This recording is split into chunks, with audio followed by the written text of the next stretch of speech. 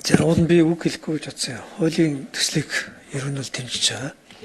Биднээс эдийн засгийн эрхчлөөг бий болгоод бизнес эрхлэлтийг дэмжиж гэж бодож байгаа бол ямар нэгэн байдлаар автат хийгээд шинээр алдсан алдаанаас тэмцлэгээр тэндээ шигдээд үлддэг биш. Шинээр компаниуд, бизнес эрхлэгчид цаашаа хөгжөө явдаг тийм орон зайг бий болгохын тулд энэ төлбөрийн чадваргүй төлөвлөлтөнд дампууралтай холбоотой хуулийн тогтоомж боловсронгуй болох хэрэгтэй. Тэгээ би энийг үл дэмжиж байгаа. Сая харин хууль зүйн яамнаас иргэний ямар газрын дарга гэж тэнд 200 газрын дарга мэдээлэл хэлэхдээ энэ дампуурал болон төлбөрийн чадваргүй талаас гадна хэрэг компани ингээд яах болол бүртгэлийн хуулиар тэр нөгөө санхүүгийн тайлан гаргаж өгөх бичлэнгээр алга болох тухай хэлчих шиг болох юм. Би бол энэ тэр хуулийн эсрэг байгаа. Яг тэгвэл захиргааны аргаар, шүүхийн аргаар компанийг татан буулгах юм уу, дампууруулалттай холбоотой асуудал энэ хуулиас гадуур байж юусоо болохгүй шүү дээ. Одоо санхүүгийн тайлан гаргаж өгөөгүй гэдгээр бүртгэлийн хуулиар зүгээр бүртгэлээс хасдаг тийм нэг сонин зохицуулт хийгээд өгсөн байлээ. Компаниудыг жагсааж байгаад хуулийн итгэдэг бүртгэлээс хасчдаг. Тэгээд тэр чинь бол нөгөө тэр компаниг яах гэж байгааг шийдэхгүйгээр зүгээр алга болчихж байна гэсэн үг шүү дээ. Балруулаад алга болгочихж байна гэсэн үг шүү дээ. Хууль зүйн үед бол тийм зохицуулт байж ерөөс огт болохгүй. Тэр компани чинь газар эзэмшиж байгаа, ажлын байртай байгаа, өөр авлагатай байгаа байж магадгүй шүү дээ. Тэгсэн зүгээр санхүүгийн тайлан гаргаж өгөөгүй учраас гээд зүгээр игнордод, балруулаад алга болгочихно гэдэг чинь эдийн засгийг огт ойлгодоггүй. Хүмүүсийн одоо компани болон бизнесийн харилцааг огт мэддэггүй. Зүгээр л цаасны ар дээр энэ байхгүй болно гэж бичихэд болно гэж боддог бюрократ аргын нэг хэлбэр шүү дээ. Харин энийг биднээс бол засах хэрэгтэй шүү. Нөгөөдөр санхүүгийн тайлантай холбоотой асуудлаа гэсэн жоохон эргэж харах хэрэгтэй. Татврын тайлантай холбоотой асуудлыг бол ойлгож байна. Үндсэн хуулинд заасан иргэний одоо үүрэг байгаа. Санхүүгийн тайлантай холбоотой асуудал дээр санхүүгийн ямар тайлан, ямар компанийн үйл ажиллагаантай холбоотойгоор төр авахгүй гэдгийг ярихгүй бол зарим санхүүгийн тайлан гэдэг чинь хуулийн итгэдэг хувийн нууц шүү дээ. Бизнесийн нууцын нэг хэсэг шүү дээ.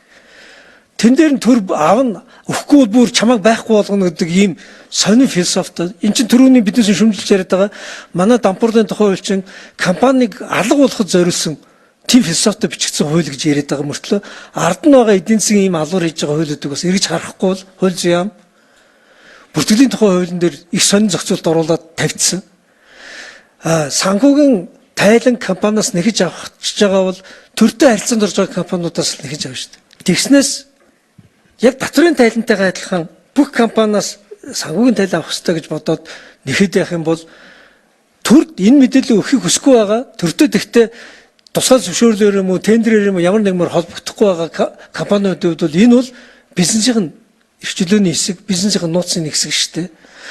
Энэ төр одоо захиргааны аргаар биш санхүүгийн тайлан компаниуд гаргадаг байх нь хувь эзэмшигчдийг, хувьцаа эзэмшигчдийг эздийг мэдээлэлтэй байлгахад зориулагдсан зөвлөн туслах чиглэл гэдгийг бас ойлгох хэрэгтэй шүү дээ.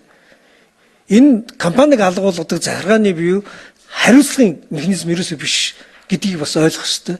Иймэрхүү зүйлүүдэд энэ хуулийг шинчилж явах үйл явцтай эдийн засгийн төрийн оролцоотой холбоотой хэсэг дээр ойлгомжтой болгож авахгүй бол нэг гараараа ингээд компаниудын эрхчлөлийг дэмжих гэдэг юм шиг мөртөө нөгөө гараараа захиргааны буюу зөвхөн зөвлөн туслах чиг үүргийг захиргааны шийтгэлийн хариуцлагын механизм болгоо ойлгоцсон ийм байх юм бол нөгөө хоёр төртөө мангас шиг л болж байна. За 28 жил бол бид дампуурлын тухай хууль гэдэг хуулиар явж ирсэн байна. За энэ бол анх тэр 1996 онд ер нь энэ тухайн үеийн одоо сэргээн босгол банкны хэрэг гэж том хэрэг үүсчихсэн. Тэрнээс өмнө нэлээд хэдэн банкуд дампуурсан байсан. За энэ нөхцөл байдал дээр ер нь энэ дампуурлын хууль ер нь хэрэгтэй байна. Тэгэхгүй бол их олон хүний хөрөнгө эд огшлыг яах вэ гэдэг асуудал үүссэн юм байна гэдэг. За ингэ явжээ. За дампуурлын хууль маань үндсэндээ одоо захиргааны санаачлагаар одоо дампууруулахад чиглэгдсэн тухайн үедээ одоо өвчин төгөлдрүүлж байгаа хууль маань 30 орчим зүйлтэй ийм хууль явж ирсэн байна. За энэ хуулиар явхаар бидний өнөөдрийн дампуурах төлбөрийн чадваргүйдэл гэсэн хоёр харилцааг ер нь эрх зүйн хувьд нь ч тэр практик хувьд нь ч тэр сайн ойлгохгүй хүчээр дампууруулах чиглэгдсэн юм харилцаагаар бид 30 жил явцсан байгаа. За одоо бол бид нэр энэ шүүхтэр илүүтэй захиргааны санаачлагаар биш илүү шүүх тухайн төлбөрийн чадваргүй болсон нөхцөл байдлыг үнэлж тухайн хүнийг илүү харин дампуурахгүй байхаас нь илүү өртсөн сэргийлэх нэг талаас.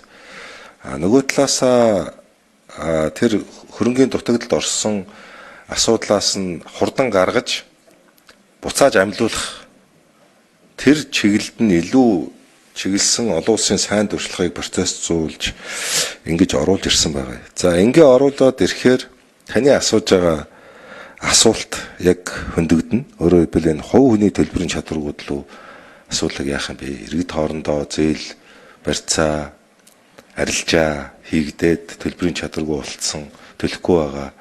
Эндээс үүссэн харилцааг яах вэ гэдэг харилцаа энэ бол том орон зай гарч ирнэ. За нөгөө талаас мөн таны асууж байгаа энэ захиргааны санаачлагаар хашланд хилээд байгаа шүү би дампууруулах гэж. Өөрөөр хэлбэл одоо энэ X тайлаа өгдөг татвараас зайлсхийгээд байгаа мó? Эсвэл ийм одоо үнэхээр одоо тийм эрсдэлд ороод тайлангаа төлөхгүй байгаа мó? Яг компанийн үзэхээр тендерт ороод орлого болоод байдаг. Цаашаа одоо худалдаа авалт хийгээд байдаг. Тэгсэн мөртлөө төлбөрөө төлдөг. Энэ хоёр харилцааг яах вэ гэдэг асуудлыг бол одоогоор бол тодорхойлоогүй. За улсын их хурл дээр энэ хуультай зэрэгцүүлээд одоо хилцүүлгийн шатанд явхад бол би бол нөхцөл байдлыг үнэлээд энэ бие даасан хуулийн хэлбэрээр тусдаа орж ирэх харилцаа болов гэж бодсож байгаа. За цаг хугацааны хувьд хизээг бол би бол одоо үнэлж мэдэхгүй. Гэхдээ ер нь энэ хувь хүмүүсийн хоорондын төлбөрийн чадваргуудлын асуудлыг бид хоош нь тавиад байх юм бол энэ бас нэг сайн зүйл рүү хүрэхгүй байх. Бэлэн болцсон цаг хугацаа гэж мэдээж байхгүй байх.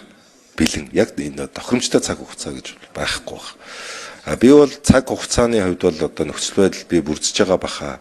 Энэ хуулийн хилцүүлгийн шатанд ч гэсэн олон талаас нь ярихад саяны ярьж байгаа таны асууж байгаа энэ хувь хүний төлбөрийн чадваргуудлын асуудлыг ер нь зохицуулах хэрэгтэй гэдэг энэ хэрэгцээ шаардлага улам бас товоож гараасаа гэж үзэж байгаа парламент дээр.